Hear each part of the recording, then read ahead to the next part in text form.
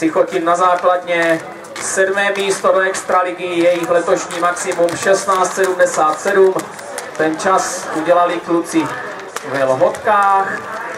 Další 16 tady mají 16,91 v Krumlově, 16,95 v Lipové, 16,69 v Petrovicích.